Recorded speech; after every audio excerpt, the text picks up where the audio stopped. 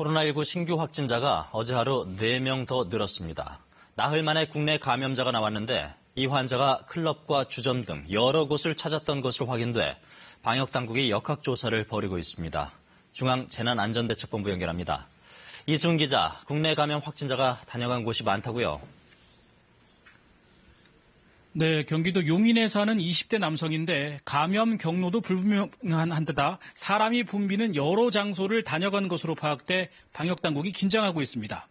이 남성은 지난달 말과 이달 1일 친구들과 함께 강원도 춘천과 홍천 등을 여행했고 또 여행에서 돌아온 1일과 다음날 새벽 사이 서울 이태원에 있는 클럽과 주점 5곳을 다녀간 걸로 파악됐습니다. 이외에도 경기도 용인 수지와 성남 분당의 식당, 수원에 있는 이비인후과 등 모두 6개 지역을 방문한 걸로 조사됐습니다. 방역당국은 이 남성이 현재까지 57명과 직접 접촉한 걸로 파악하고 있는데 이 가운데 한 명이 오늘 추가로 확진 판정을 받았습니다. 특히 남성이 다녀간 이태원 클럽 5곳을 합하면 모두 2천여 명의 손님이 있었던 걸로 추정돼 방역당국이 추가 역학조사를 벌이고 있습니다. 다음 주부터 순차적으로 등교 수업이 이루어지는데 세부 지침이 나왔다고요?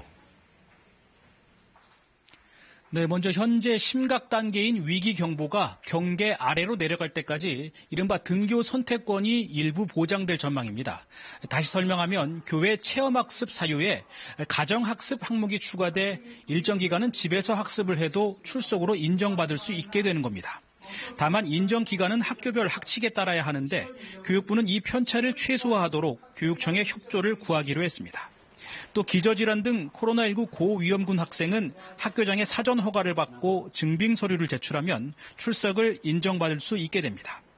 감염병 의심 증상 항목도 추가됐는데요. 발열이나 인후통 외에 매수꺼움이나 미각 후각 마비도 의심 증상으로 추가해서 등교할 수 없도록 했습니다. 무엇보다 교회 내에서는 항상 마스크를 써야 하고요. 교실에서 에어컨을 틀 수는 있지만 모든 창문을 3분의 1 이상 열어놔야 합니다.